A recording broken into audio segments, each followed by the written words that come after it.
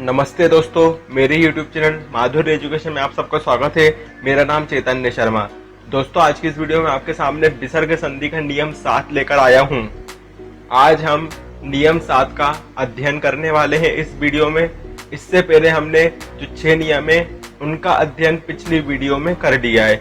मैंने जो विसर्ग संधि इसके 4 पार्ट बनाए हैं। पिछले 3 पार्ट में मैंने 6 नियमों का अध्ययन करा दिया है आप लोगों को। आज की इस वीडियो में जो आज चौथा पार्ट है इसमें आज हम नियम और जो अंतिम नियम है उस पर अध्ययन करेंगे। और अंतिम नियम है आपके सामने इस प्रकार से, संधि शब्द में बड़े आ की मात्रा के बाद रा आता है। ध्यान दीजिएगा, जो नियम 7 है उसका अध्ययन हम करने जा रहे हैं। संधि शब्द में बड़े आ की मात्रा के बाद रा आता है। ठीक है, किसके बाद? बड़े आ की मात्रा के बाद क्या आता है? जो संधि शब्द है उसमें रा आता है। ठीक है, बड़े आ की मात्रा के बाद। किस प्रकार से? जैसे शब्द है आपके सामने पुनः रमते, तो पुनः रमते को आप ध्यान से देखेंगे शब्द को, तो पुनः रमते में आप देखेंगे तो बड़ा जो मतलब ना लिखा उसमें बड़े आ की मात्रा आ रही है और उसके बाद जस्ट क्या आ रहा है? रा आ रहा है। मैंने हाईलाइट भी किया हुआ रा को। बड़ी आ की मात्रा के बाद क्या आ रहा है? रा आ रहा है। तो यही जो विसर्ग संधि है इसकी पहचान होती है। मतलब ये शब्द किसका? विसर्ग संधि का है। बड़ी आ की मात्रा के बाद यदि रा आता है तो वहां पर विसर्ग संधि होने की संभावना होती है। अगला शब्द है जैसे आपके सामने महारमते, तो महारमते को भी आप ध्यान से देखिए। महा में जो है आ की मात्रा आ रही है हा में, और उसके बाद आ रहा है जस्ट रा।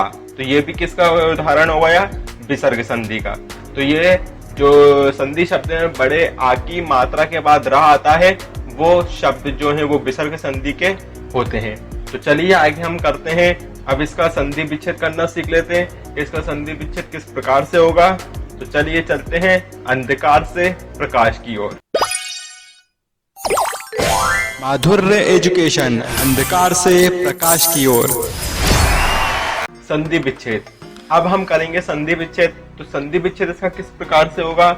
आपके सामने एक साइड में संधि शब्द दूंगा और एक साइड में आपको दूंगा संधि विच्छेद शब्द, यानी कि हम यहाँ पर संधि विच्छेद करेंगे संधि शब्दों का। तो संधि शब्द आपके सामने है पुनः रमते। बड़ी आ की मात्रा के बाद आपको रा आता हुआ दिखाई दे रहा है। विसर्ग संधि का उदाहरण है। इसका संधि विच्छेद हम कर लेते हैं। तो संधि विच्छेद हो जाएगा पुनः रमते। क्या हुआ? पुनः धन रमते। इसका संधि विच्छेद हो गया। किस प्रकार से हुआ? ध्यान दीजिएगा। पुनः रमते में जो नाम में आ की मात्रा आई थी, पुनः में ये आ की मात्रा, ये ना जो आ की मात्रा ये हट गई और क्या आ गया? विसर्ग आ गया। नाम में आ की मात्रा थी ना, वो हमने हटा दी और वहां पर हमने विसर्ग लगा दिया। उसके बाद आ की मात्रा के बाद लिखा होता है रमते।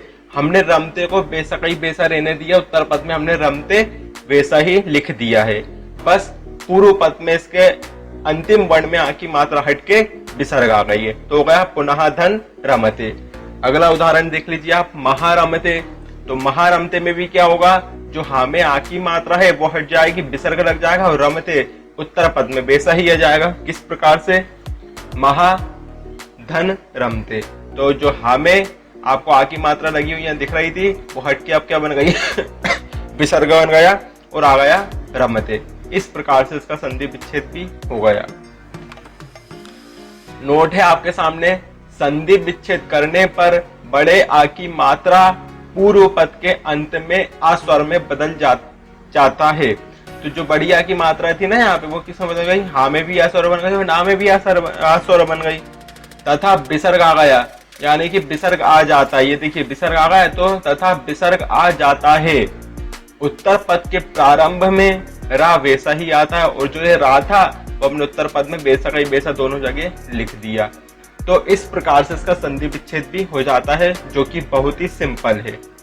अब हम करना सीख लेते हैं इनकी संधि, यानी कि ज्वाइन करना सीख लेते हैं। एक साइड में आपको संधि विच्छेद शब्द दूंगा और एक साइड में आपको संधि शब्द दूंगा। तो संधि विच्छेद शब्द है आपके सामने पुनः रमते।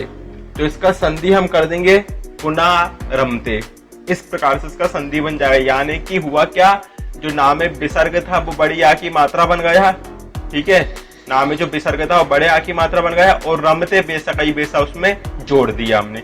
इस प्रकार से इसका संधि हो जाता है। अगला शब्द है आपके सामने महा धन रमते। तो महा में भी जो सॉरी हा में आ की मात्रा है वो विसर्ग है, सॉरी वो बड़ा आ बन जाएगा और रमते बे से ही जाएगा। इस प्रकार से महा रमते, इस प्रकार से इसका संधि शब्द बन गया। हुआ क्या, ध्यान दीजिएगा, संधि शब्द करने पर यदि पूर्व पद के अंत में आ स्वर के साथ विसर्ग हो, देखिए आ स्वर के साथ क्या आ रहा है, हा को बोलेंगे तो हा को बोलने पर अंत में आ रहा है, हा आ के साथ क्या आ रहा है, विसर्ग, ऐसे ऊपर भी हो रहा है पुनः हमें भी। तो जब आ स्वर के साथ विसर्ग हो तथा उत्तर पद के प्रारंभ में रा हो, उत्तर पद के शुरू में क्या हो, रा हो, देखिए ये होना बहुत जरूरी है।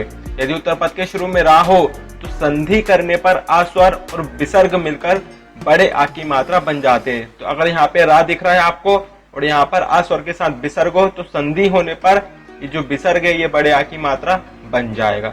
यही इसकी पहचान है संधि करने की। तो इस प्रकार से जो था हम इसकी संधि भी कर लेते हैं। बहुत ही सरल नियम था 7वां नियम, जिसको मैंने अभी आपको अच्छे से बता दिया है। कोई डाउट हो तो आप बिल्कुल मुझसे कमेंट कर जरूर पूछ सकते हैं। पार्ट 1 जो मैंने बनाया है इसके 3 पार्ट है, पार्ट 2 और पार्ट 3। इससे पहली वीडियो के 3 पार्ट बन चुके हैं और ये अंतिम था 4th पार्ट, चौथा पार्ट। तो फर्स्ट पार्ट में हमने नियम 1 और 2 का अध्ययन किया है, 2 नियम मैंने उसमें बताए हैं। पार्ट 2 जो मैंने बनाया था उसमें नियम 3 और 4 का अध्ययन किया है, इसमें भी 2 नियमों का अध्ययन कराया है मैंने आपको। और पार्ट 3 में भी 2 ही नियमों का अध्ययन कराया है, जो है 5 और 6। और आज का जो था हमारा 4th पार्ट था, इसमें हमने नियम, जो अंतिम नियम है 7वां नियम विसर्ग संधि का, उसका अध्ययन आज हमने कर लिया है। तो इस प्रकार से मैंने जो विसर्ग संधि है 7 नियमों में उसको बांटा था। अगर आप इन वीडियो को देख लेंगे अच्छे से चारों पार्ट को तो डेफिनेटली आप बहुत इजीली मेथड में विसर्ग संधि के प्रश्नों को हल करना सीख जाएंगे। और आज जो अंतिम पार्ट था ये भी बहुत इजी था। अगर आपने मेरी इससे पहले वाली जो 3 पार्ट नहीं देखे, पिछली वीडियो नहीं देखी है, तो मैंने डिस्क्रिप्शन में उनका लिंक दे दिया है, आप वहां क्लिक करके उन वीडियो को देख सकते हैं। तो दोस्तों मिलते हैं अगली वीडियो में नए टॉपिक के साथ, तब तक के लिए धन्यवाद।